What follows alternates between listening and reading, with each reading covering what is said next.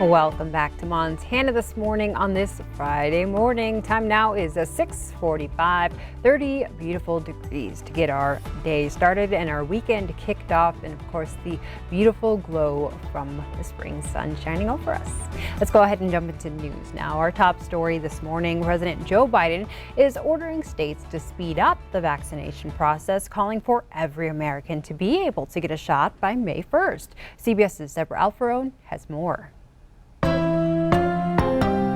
President Biden delivered his first primetime address as the nation marked 1 year since the first coronavirus shutdown. No one could have imagined what we were about to go through. The president said there would soon be enough COVID-19 vaccine available for anyone who wants it. I'm announcing that I will direct all states, tribes, and territories to make all adults, people 18 and over, eligible to be vaccinated no later than May 1. Mr. Biden also announced a goal of a return to some semblance of normal life by the summer. If we do this together, by July the 4th, there's a good chance you, your families and friends will be able to get together in your backyard or in your neighborhood and have a cookout or a barbecue and celebrate Independence Day. The speech came hours after the president signed a nearly $2 trillion coronavirus relief bill into law. This historic legislation is about rebuilding the backbone of this country. The American Rescue Package includes funding for vaccines, schools, and state and local governments. It also provides for another round of stimulus checks of up to $1,400 for most. People can expect to start seeing direct deposits hit their bank accounts as early as this weekend. The bill made it through Congress without the support of a single Republican in either the House or the Senate. The GOP opposed the measure on the grounds that it contains too much unnecessary spending. Deborah Alfarone, CBS News, Capitol Hill.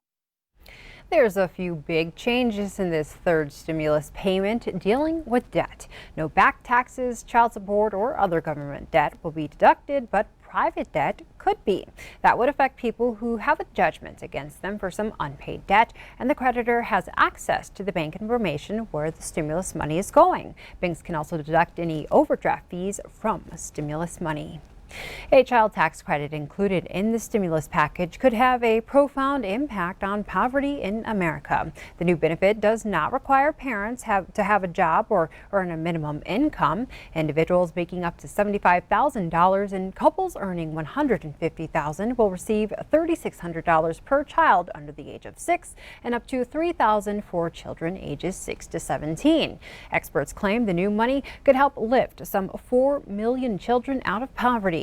These benefits would only be around this year, but Democrats are expected to push to make them permanent. Depending on what the Treasury Department determines, the credit could come as periodic payments to parents starting this July. They could be monthly disbursements, and parents could receive half their total credit this year, then claim the rest on their 2021 tax returns. Back here in Montana, one of the biggest financial supporters of legal recreational marijuana in the Treasure State will not have to reveal its donors. It's a reversal of a 2020 ruling from the state's Commissioner of Political Practice. The North Fund is a D.C.-based organization and contributed over $5 million to the successful campaign to legalize marijuana here. Any group that donates directly to candidates or ballot issues are required to reveal its donors. The commissioner ruled the fund was supporting progressive policies and advocacy groups, but avoided the direct donations. The Montana House endorsed the first school choice bill of the 67th session. House Bill 329 sets up an educational savings account that parents of disabled kids can tap into for expenses at a private school. The account will be financed by public money that would usually go to the public school district where the child lives. Every House Republican and one Democrat voted for the bill. Several school choice bills are expected to move through the legislature this year. On the floor yesterday, one Democrat said she is an unflinching opponent of any legislation that funnels public money to private institutions. New York Governor Andrew Cuomo faces louder calls to resign and could be forced out. New York Speaker of the House authorized an impeachment investigation into misconduct allegations against the embattled governor. Cuomo faces harassment allegations from at least 6 women. He denied doing anything wrong and has refused to resign. Yesterday, 50 Democratic state lawmakers, New York City's mayor, and the National Organization for Women called for Cuomo to step down. A bill to make it more difficult to purchase guns in the U.S. is being revived in the Senate. Majority Leader Chuck Schumer says the chamber will vote on what's called the Bipartisan Background Checks Act soon.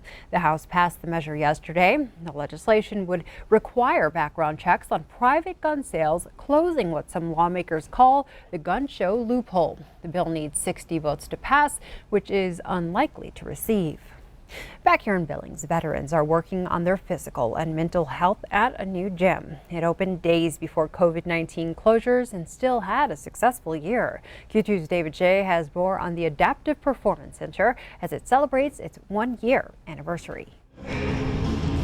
Veterans work out at a special gym just for those who have served in the military. It has exceeded all expectations that we ever had. And to get the feedback that we've heard from so many of our members about how grateful they are to have some place to go, how much connection they feel again. Like people all around them, they can go talk to anybody and they know that they're going to understand them. Mitch Krause and Karen Pearson founded the Adaptive Performance Center.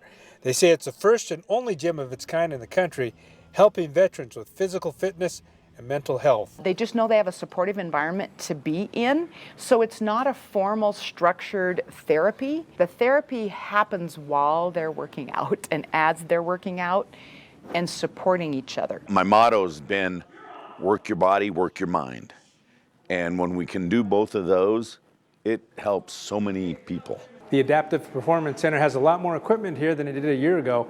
It just goes to show you just how important it's been for all the veterans. Our first 11 days, we got 46 members. And for us to be where we're at today with 245 members, it's insane to see where it's gone in a year. Unlike other gyms, the Adaptive Performance Center was not closed during COVID-19 shutdowns. We were deemed essential because we're classified as a rehabilitation facility. It was truly a godsend to be able to do that. And we truly believe that we have veterans that had they not had some place to go, that they would not be with us today. It is beyond special for us to have our 1-year anniversary. It's just fantastic that you know that you're helping these guys and gals. In Billings, David J., MTN News. The Adaptive Performance Center at 1420 Broadwater Avenue is holding its anniversary celebration tomorrow from 10 to 4. Well, new numbers show strong sales for Dr. Seuss books continue. In the first week of March, the author's books sold more than 1.2 million copies. That's more than 4 times the previous week. This comes after it was announced that 6 of his books would stop being published because of racial and ethnic stereotyping. As it turns out, the top sellers were not the books being pulled. Cat in Hat led the way. And Netflix might be a step closer to cracking down on password sharing. The company announced it is testing a policy that brings up a message saying if you don't live with the owner of this account, you need your own to keep watching. Users can choose to verify later, but the message will continue to pop up on the screen. A Netflix spokesperson says this is just one of hundreds of tests the company does every year for account security. A study estimates 33% of Netflix users share their password with at least one other person. And we wrap up our news this Friday with a story that proves Montana is just a giant small town. A Helena family's dog was missing for more than 50 days, but thanks to the help of complete strangers from Bozeman, they got their pet back. MTN's Marian Davidson has the story. Meet Kiba. He's home now, but this time a week ago, this 10-year-old pup was surviving out in the elements, where he had been for more than 50 days. His family desperately looking for him. Time went on, and I'm not going to lie, discouragement comes in because you just don't think with an older fella that he would be able to last that long. But against all odds and frigid temperatures, he did. Chico and her husband were out of town when Kiba first went missing. She thinks he might have been startled and ran while staying at her son Matthew's house in Belgrade on January 13th. Matthew started the search right away. Any lead he followed every single one. Information about Kiba was posted to Facebook, and Chico and her husband joined the search as soon as they got home. The Olsen family did their best to track down leads from where they live, in Helena. But they had a whole network of people behind them in Townsend, Three Forks, Belgrade, Bozeman, all looking for Kiba. Come to find out, this little sweet lady who walks around town has been looking for him. People at the bank had been looking for him. So who found Kiba? Well, meet Aspen and his buddy Jericho. Aspen went out to play fetch, but instead of playing ball, was more interested in the window well. This window well, where Kiba was found. Aspen's owner recognized him from missing posts and called the Olsens. And it was a miracle. There's nothing short of a miracle of him being able to come home, honestly. And now, after 52 days, Kiba is home, thanks to the help of strangers. In Helena, Marian Davidson, MTN News. Kiba lost some weight, but is doing well and happy to be home. That's awesome. Yes, it is. Yeah, you got to watch out for those window wells. Even our little puppy we have at home, at our window wells, she was kind of looking, checking them out, and so I'm like, don't you go near those. Yeah, we don't need you missing. Use caution there. Sure, cool. Yeah, we were outside playing in the backyard, actually. That's when that happened, yeah. Well, you know what? You're going to have opportunities this weekend. That sound good? Yeah, sounds great. All right. Well, one last look at our forecast before we get on out of here this morning. The weekend looks good as we take a look at your headlines. Today through the weekend, sunny and mild, although we could see some rain, maybe some snow, northwest portion of Wyoming in our viewing area. I'll tell you about that in just a bit. And here in Billings, a slight chance for rain, snow on Monday, maybe a better chance as we get into Tuesday. But this weekend, folks, is looking very, very good. Let's step out of the way here. 3 words for you on this live shot. It is gorgeous out there. This shot courtesy of Stockman Bank and the weather cam. 29 at the airport, feels like 18. Winds out of the southwest at about 14 miles an hour. So it's a chilly start, but it is going to warm up nicely over the course of the next few days. It's going to be fantastic weather to get outdoors and enjoy. Temperatures across the Horn right now, 21 in Harlingen. We got 23 in Red Lodge, Broadus at 23, Glendive at 20, clear skies all around. Across the state, we've got Cut Bank at 31, Missoula at 23, State Capital, Helena at 25, Butte at 21, Miles City at 21 as well. Down in Worland, we're at around 18. So high pressure going to keep us mainly dry. Most of us will be dry all the way through at least Sunday, but that area of low pressure coming out of the southwest, it's going to dump a whole bunch of snow across Colorado. In fact, their biggest winter storm maybe in the last 9 years. Also into southern parts of Wyoming, there's that area of low pressure. Now, check this out. That could be strong enough to push some of that moisture up into Sheridan County and areas east along the state border of Montana, Wyoming, and in the southeast corner of Montana. So Saturday and Sunday, we could see rain during the daytime and maybe transition to snow during the overnight, but you can see the rest of the viewing area across the state. We're looking really good. And then we get to the first part of next week. A projected cold front coming out of the northwest could mix in with some of that moisture left over on the back end of that low. So here in Billings, we could see some rain and snow Monday into Tuesday. It's very, very iffy right now. Still a little bit of uncertainty in terms of what kind of moisture could be left over when that front comes through. I will tell you this with some certainty. That cold front is going to cool us down back to seasonal temperatures as we get into Tuesday and Wednesday, and then we're going to rebound and warm right back up as we get into next week. Sunny and mild today, lots of sunshine with temperatures mainly in 40s here locally. Across the state today, the same thing, 40s and 50s with all that vitamin D, and only looking nicer as we get into the weekend. Those temperatures stay in the 50s, maybe a little warmer than what we're indicating. By Sunday, we may see some of those clouds come in. Could be breezy as well. And then there's Monday and Tuesday with that little blip possibly coming in with that moisture, the chance to see some rain, snow, and then we cool down as we get into the middle part of next week.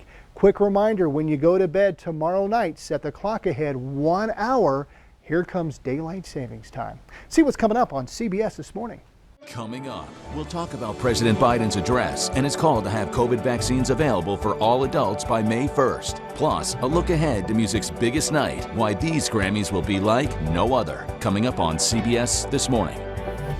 The time is 6:59, and I hope everyone has a great weekend. Yesterday, I was trying to figure out how to keep my daughter busy in the backyard, and I'm like, let's carry these rocks from one end of the yard to the other, and she helped me, and it worked out pretty well. And it's just good to get out, and they say 1 hour a day is always the goal, and I'm pretty sure we spent more than 1 hour outside. Well, that's awesome, and you'll have more opportunities this weekend. Yes, awesome. Enjoy. That's great to hear. Thank you for that, Miller, and thank you for joining us.